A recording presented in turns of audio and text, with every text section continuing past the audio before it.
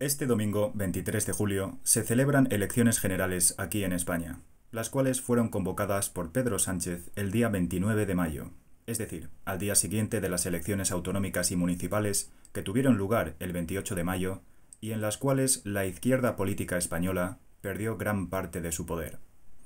Los términos izquierda y derecha política no son de mi agrado, ya que, en mi opinión, simplifican demasiado la complejidad del mundo político. Pero a falta de una mejor forma de categorización, esos son los términos que voy a utilizar. No voté en las elecciones de mayo, ni tampoco tengo pensado votar en las de julio. Mi motivo es sencillo: no sé a quién votar. Estoy seguro de que en este país todas las personas que votan saben perfectamente a dónde van a parar sus votos, ya que han estudiado con sumo cuidado la historia y la ideología de los partidos políticos a los que van a votar. También estoy seguro de que los prejuicios, la demagogia, el buenismo, el simbolismo barato, el moralismo de andar por casa, se tratan de factores que no van a tener ninguna influencia sobre la imparcialidad de los votantes españoles. Yo, por el contrario, soy mucho más ignorante y manipulable, y tengo dudas razonables sobre las opciones que se me permiten escoger.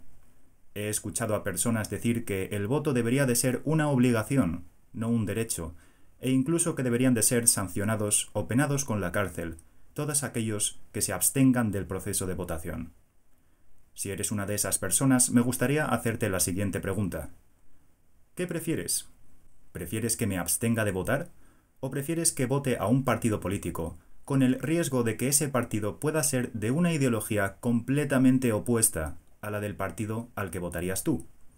Si, por ejemplo, fueses un votante de izquierdas, ¿preferirías que yo votase a la derecha? ¿O preferirías que no votase a ningún partido político? En otras palabras, ¿estás a favor de la democracia de una forma incondicional? ¿O estás a favor de la democracia siempre y cuando salgas beneficiado? La razón por la cual hablo de este tema es porque conozco mucha gente que vota no a favor de un partido o de una ideología, sino que vota en contra de otro. Es decir, vota en negativo para neutralizar, para contrarrestar los votos de otras personas. No tienen por qué estar a favor de las ideologías presentadas por el partido al que están votando.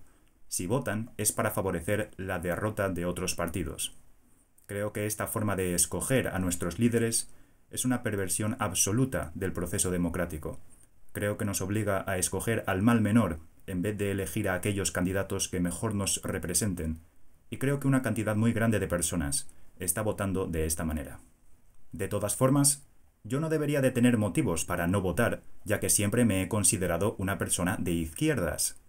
Y sin embargo, soy incapaz de votar a la izquierda en el estado en el que se encuentra a día de hoy.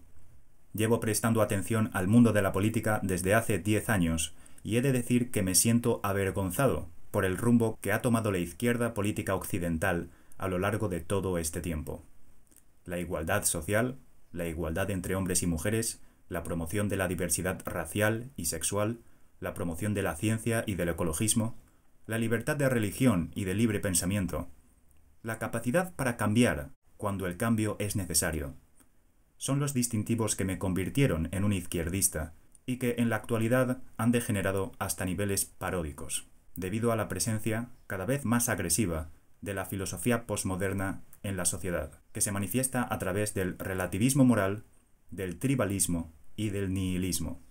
Me gustaría añadir que los comportamientos que voy a criticar no son exclusivos de la izquierda y también se manifiestan fuera de ella. Mi crítica se dirige a la izquierda, ya que una parte de ella está participando en un comportamiento que yo considero problemático, y el hecho de que otros movimientos políticos también manifiesten estos problemas no me sirve como justificante. En primer lugar, la igualdad. Uno de los motivos por los cuales la izquierda política es necesaria se debe a que la desigualdad es un problema grave y se necesita la existencia de una voz política que defienda a los pobres y a los desaventajados y que pueda parametrizar las tendencias hacia la desigualdad para que no desestabilicen a toda la sociedad. Se podría decir que la izquierda se inclina por la compasión y por la solidaridad. Ese es un motivo por el cual yo soy de izquierdas. Sin embargo, es necesario concretar que existen diferentes tipos de igualdad. De la misma manera que la Constitución española distingue entre la igualdad material y la igualdad formal, También se puede distinguir entre la igualdad de oportunidades y la igualdad de resultados. La igualdad de oportunidades permite que todas las personas posean los mismos derechos políticos y que sean tratadas de una forma similar, sin que sean obstaculizadas por prejuicios, preferencias arbitrarias u otro tipo de impedimentos. En una carrera de 100 metros lisos, la igualdad de oportunidades permite que todos los corredores comiencen desde una misma línea de salida y que todos recorran la misma distancia para llegar a la meta. Por el contrario, la igualdad de resultados propone que todos los corredores lleguen a la meta al mismo tiempo, lo cual tendría sentido si todas las personas poseyéramos exactamente las mismas habilidades, intereses y aptitudes físicas y psicológicas. Huelga decir que esto no es así, que cada uno de nosotros es capaz de hacer cosas que los demás no pueden hacer, y que para garantizar la igualdad de resultados en la sociedad sería inevitable sacrificar la libertad y el esfuerzo de muchas personas para compensar a los más desfavorecidos. Estoy a favor de la igualdad de oportunidades, ya que me parece una aplicación correcta de la justicia. Pero no puedo estar a favor de la igualdad de resultados, porque para lograr la igualdad de resultados es inevitable eliminar la igualdad de oportunidades. Y creo que las instituciones y los organismos del gobierno occidentales han hecho un trabajo pésimo en distinguir estos dos tipos de igualdad. Si le echas un vistazo al izquierdista posmoderno actual, podrás notar con facilidad que su compasión y su solidaridad por los necesitados y por los desamparados se ha transformado en un profundo desprecio por las personas más capaces y habilidosas. De hecho, me atrevería a decir que su simpatía por los pobres ha desaparecido por completo, si es que alguna vez existió, y que lo único que le queda es el resentimiento por los ricos. De la misma manera, su simpatía por las mujeres se ha convertido en resentimiento por los hombres, su simpatía por las minorías se ha convertido en resentimiento por la mayoría, y su conciencia ecológica y su amor por el planeta se ha convertido en un desprecio nihilista por el ser humano. Y no tengo ningún interés por defender a los ricos, pero tampoco voy a detestarlos por el mero hecho de ser ricos. No pienso dar por sentado que todo aquel que tenga más que yo sea un ladrón y un criminal, porque la probabilidad de estar motivado por la envidia, en vez de por la igualdad, es muy alta. Una cosa es tener cuidado con la corrupción del ser humano y con su capacidad para generar riquezas de una forma tramposa, y otra cosa muy diferente es dar por sentado que la corrupción es algo inevitable y que toda persona que consiga acumular riquezas lo haya logrado de una forma tramposa. Creo que esta corriente de pensamiento atenta contra el mérito, la disciplina, el esfuerzo y el talento. Le hemos declarado la guerra a esas ideas para consolar a los mediocres y a los incapaces. Pensamos que la igualdad y la justicia son la misma cosa, y que cualquier signo de desigualdad es evidencia de una injusticia. Cada vez que apruebas un examen, has creado una desigualdad sobre todas aquellas personas que hayan suspendido el examen. Si consigues un trabajo, o te compras una casa, o encuentras pareja, estás generando una desigualdad sobre todos aquellos que no hayan conseguido hacer esas cosas. Has producido una buena desigualdad. Una desigualdad justa. Progresar implica mejorar o avanzar con respecto a una insuficiencia detectada en la situación presente, lo que significa que el futuro puede ser mejor que el presente, y que es posible tomar decisiones para moverse en la dirección del progreso. Pero para que ese desarrollo pueda tener lugar, es necesario hacer un juicio de valor y entender que las cosas se pueden hacer mejor de lo que se están haciendo en el presente. Para moverse en la dirección del desarrollo es necesario desprenderse de todas esas cosas que se están haciendo mal y dejarlas atrás. Y la izquierda actual no es capaz de hacer ese juicio de valor, ya que no quiere ofender ni herir los sentimientos de los demás, y por tanto ha rechazado la noción de que existan diferencias cualitativas entre unas cosas y otras, lo cual es algo que puedo entender. No es fácil aceptar tus defectos y tus fracasos, ni aceptar que hay personas mejores que tú. Pero si en verdad las personas somos insuficientes en nuestro estado presente, ya que nadie es perfecto, y negamos la posibilidad de juzgar las ideas por su mérito y por su disciplina, porque queremos promover un igualitarismo radical que ignore ese tipo de cosas, entonces nos estamos deshaciendo del progresismo, ya que no existe posibilidad de avance ni de desarrollo. Y es una catástrofe sacrificar la justicia por la igualdad, porque la igualdad sin justicia puede significar que todos estemos igual de condenados al fracaso. He mencionado hace un momento que la izquierda es incapaz de ofender ni de herir los sentimientos de los demás. Esto nos lleva, como os podréis imaginar, a la tierra de lo políticamente correcto.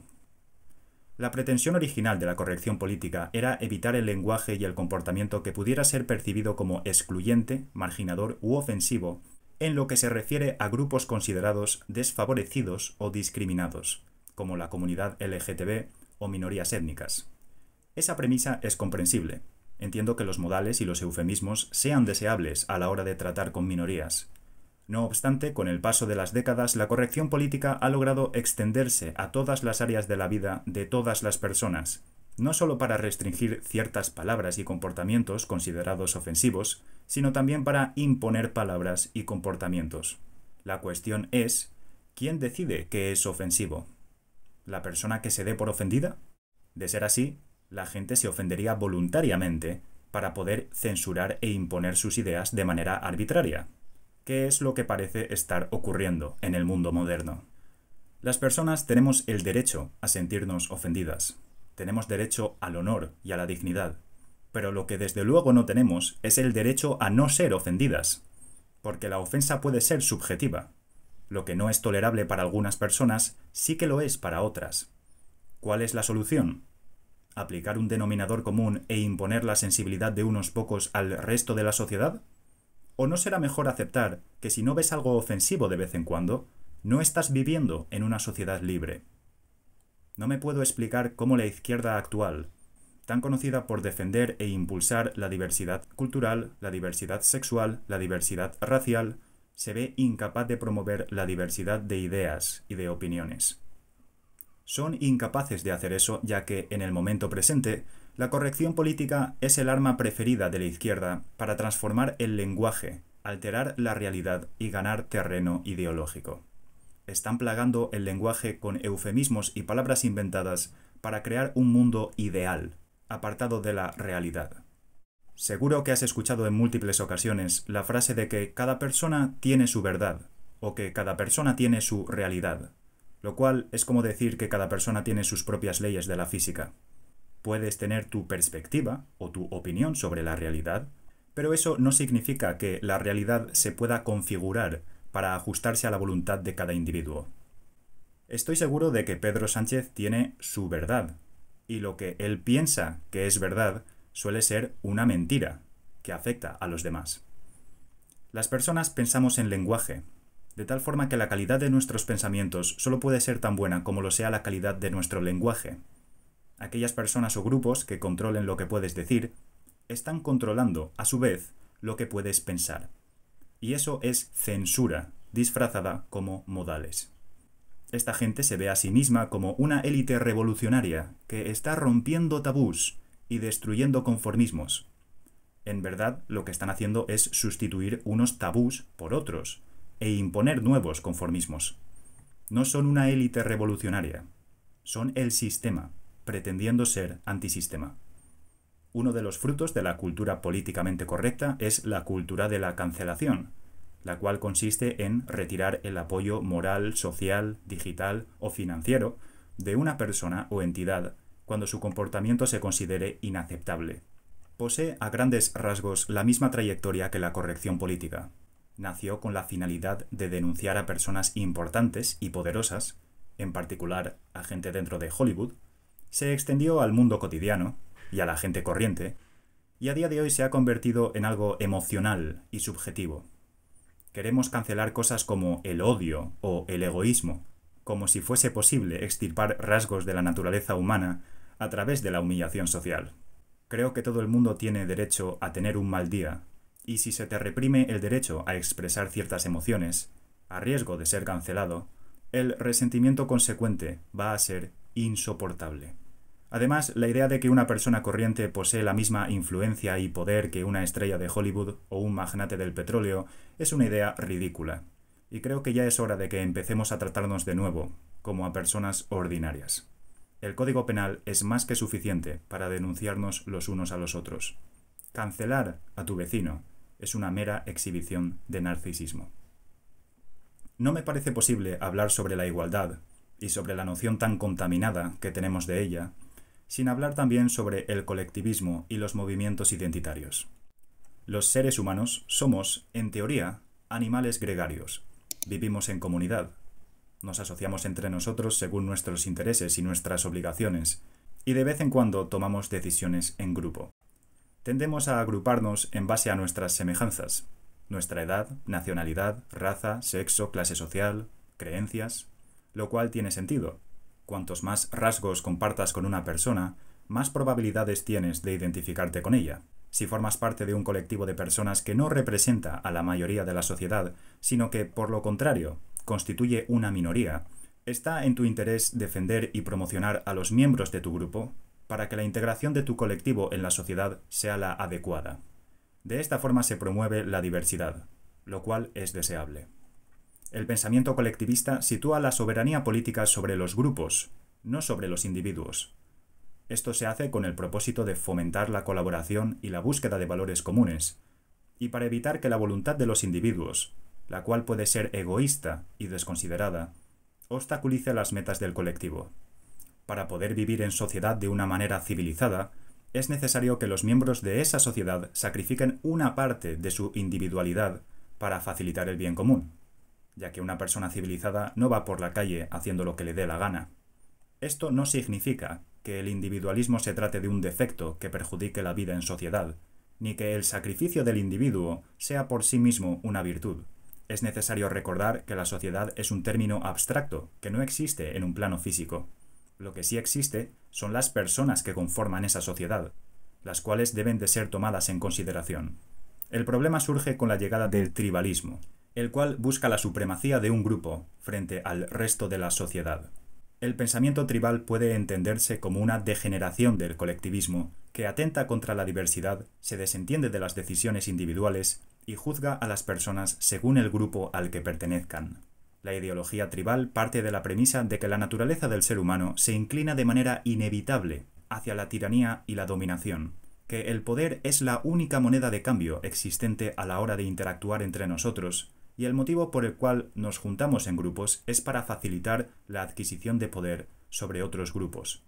Interpreta además que el propósito principal de la existencia de categorías humanas y de jerarquías es la deshumanización y la opresión, lo cual es parcialmente correcto, ya que cuando defines un concepto, como bien puede ser una persona o grupo de personas, y lo sitúas dentro de una categoría, has simplificado el contenido de ese concepto a una serie de características preestablecidas que descartan cualquier incertidumbre.